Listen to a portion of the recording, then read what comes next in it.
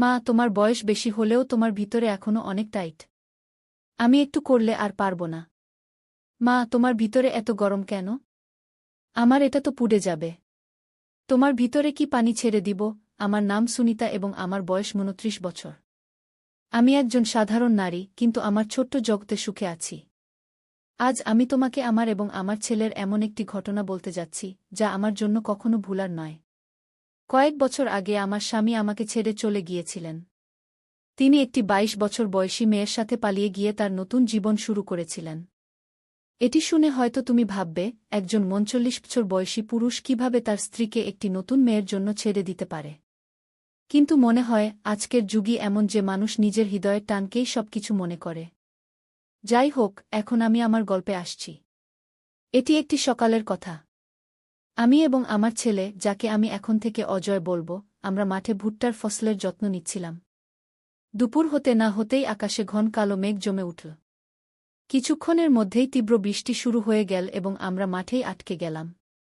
কাছে একটি পুরানো শেড ছিল, যা মাঠের সেচের জন্য তৈরি পাম্পের উপর নির্মিত ছিল।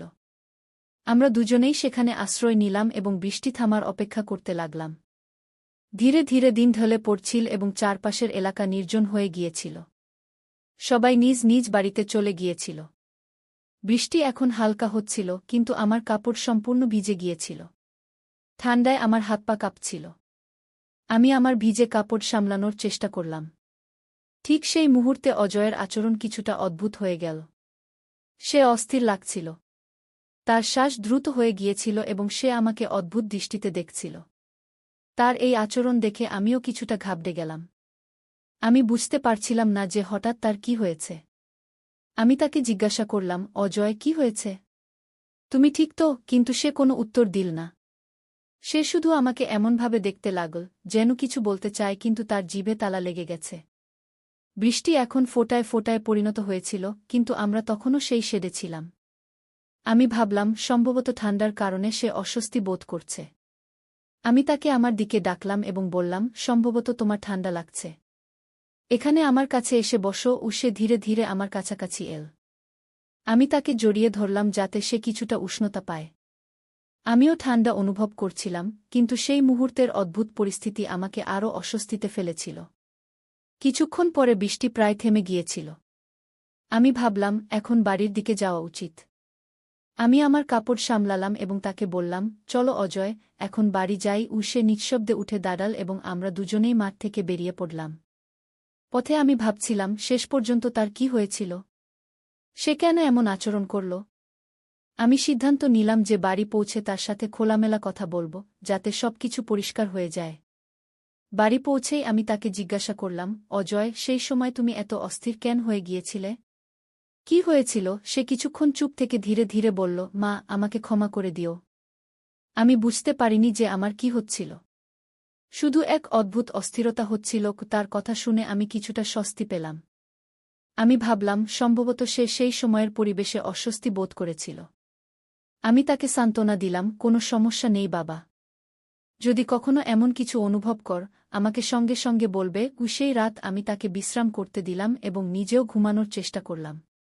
কিন্তু আমার মনে প্রশ্ন ঘুরছিল, এটি কি শুধু অস্থিরতা ছিল নাকি আরও কিছু? আমি এটিকে পরের দিনের জন্য রেখে দিলাম, কারণ অনেক সময় সময়ের সাথে সাথে উত্তর নিজেই চলে আসে। পরের সকালে অজয় তার ঘর থেকে বেরিয়ে এল সম্পূর্ণ স্বাভাবিক। তার আচরণ ঠিক যেমন প্রতিদিন হয়, যেন গত রাতে কিছুই হয়নি। আমি ভাবলাম, সম্ভবত এটি সত্যিই একটি মুহূর্তের ব্যাপার ছিল এবং এ নিয়ে বেশি চিন্তা করা ঠিক নয়। দিন কেটে গেল এবং আমরা আমাদের দৈনন্দিন কাজে ব্যস্ত হয়ে পড়লাম।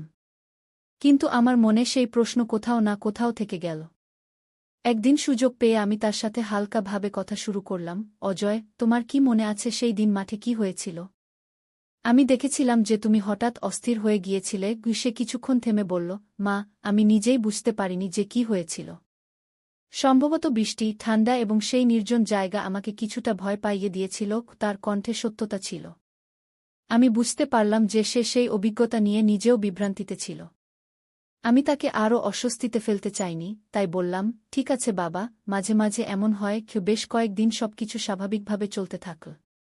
কিন্তু একবার আবার, যখন আমরা মাঠে কাজ করছিলাম, এমন কিছু ঘটল যা আমাকে ভাবতে বাধ্য করল।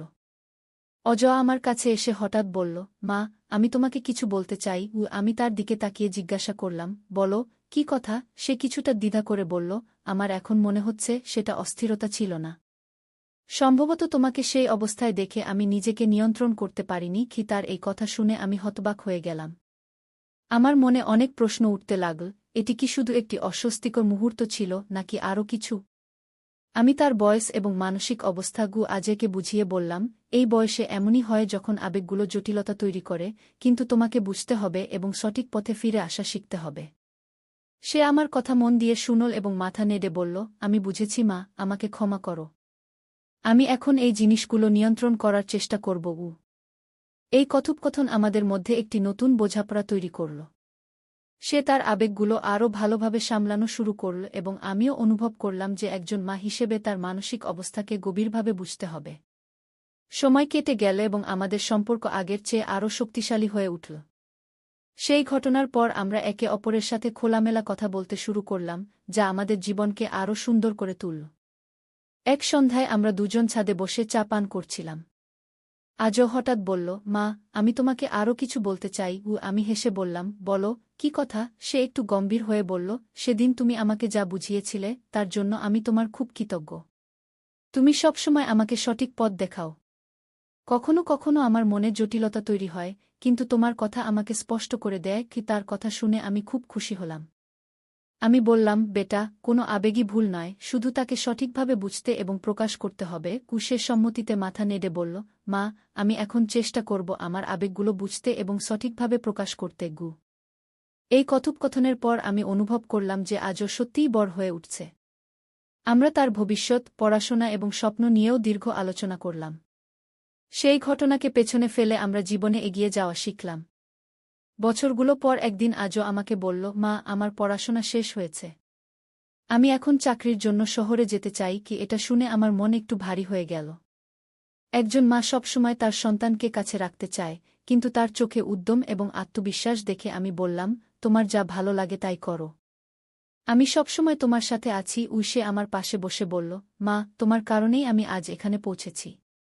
যখন তোমার সবচেয়ে বেশি প্রয়োজন ছিল, তুমি আমাকে সঠিক পথ দেখিয়েছ। গীতার কথা শুনে আমার চোখে পানি চলে এল, কিন্তু তা ছিল খুশি এবং গর্বের অশ্রু। আমি তার পিঠে হাত বুলিয়ে দিয়ে বললাম, আমি সবসময় তোমার সাথে থাকব, তুমি যেখানেই যাও। তোমার খুশিই আমার খুশি। কিছুদিন পর সে চাকরির জন্য শহরে চলে গেল। তার যাওয়ার পর বাড়িতে একরকম নিস্তব্ধতা ছেয়ে গেল, কিন্তু আমি সান্ত্বনা পেলাম যে সে তার স্বপ্নকে বাস্তবে রূপ দিচ্ছে। সে প্রায় ফোনে কথা বলত এবং তার নতুন অভিজ্ঞতা আমার সাথে শেয়ার করত। আমি তাকে সবসময় সঠিক পরামর্শ দিতে চেষ্টা করতাম। আমাদের সম্পর্ক দূরত্বের কারণে একটু বদলে গেলেও আমাদের পারস্পরিক বোঝাপড়া এবং ভালোবাসায় কখনো কমতি আসেনি। কয়েক বছর পর একদিন আজও আমাকে ফোনে একটি বড় খবর দিল। সে বলল, মা, আমি একটি মেয়ের সাথে পরিচিত হয়েছি। আমার মনে হয় সে আমার জন্য সঠিক জীবনসঙ্গী। আমি তাকে তোমার সাথে পরিচয় করিয়ে দিতে চাই। কি এটা শুনে আমার খুশির সীমা রইল না। আমি তাকে আশীর্বাদ দিয়ে বললাম, আমি তোমার সিদ্ধান্তকে স্বাগত জানাই। তাকে দেখতে আমি খুব উৎসাহিত। কিছুদিন পর সে তার ভাবী স্ত্রী, যাকে আমি এখানে নেহা বলব, নিয়ে বাড়ি এল। নেহার সাথে পরিচিত হয়ে আমার মনে হল আজও সত্যিই একজন বুদ্ধিমান এবং প্রিয় মেয়েকে বেছে নিয়েছে। সে তার জন্য একদম সঠিক পছন্দ ছিল। আমরা শীঘ্রই তাদের বিয়ের প্রস্তুতি শুরু করলাম। বিয়ের দিনটি আমার জন্য অত্যন্ত বিশেষ ছিল। আজকে বর হিসেবে দেখে আমার বুক গর্বে ভরে উঠল। সে এখন সম্পূর্ণরূপে বর এবং দায়িত্বশীল হয়ে উঠেছে। বিয়ের পর আজও এবং নেহা তাদের নতুন জীবন শুরু করল, কিন্তু তারা আমাকে কখনো একা বোধ করতে দেয়নি। আমরা সবাই মিলে একটি সুখী পরিবারের মতো থাকতে শুরু করলাম। আমাদের সম্পর্কের ভিত্তি, যা আমরা বছর আগে তৈরি করেছিলাম, এখন আরও শক্তিশালী হয়ে উঠেছে।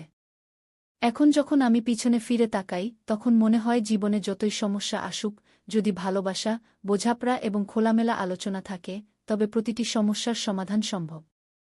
আমার এবং আজয়ের মধ্যে এই গল্প শুধু আমাদের যাত্রাই নয়, বরং এটি এও শেখায় যে সঠিক সময়ে সঠিকভাবে কথা বলা সম্পর্কগুলোকে কতটা শক্তিশালী এবং সুন্দর করে তুলতে পারে।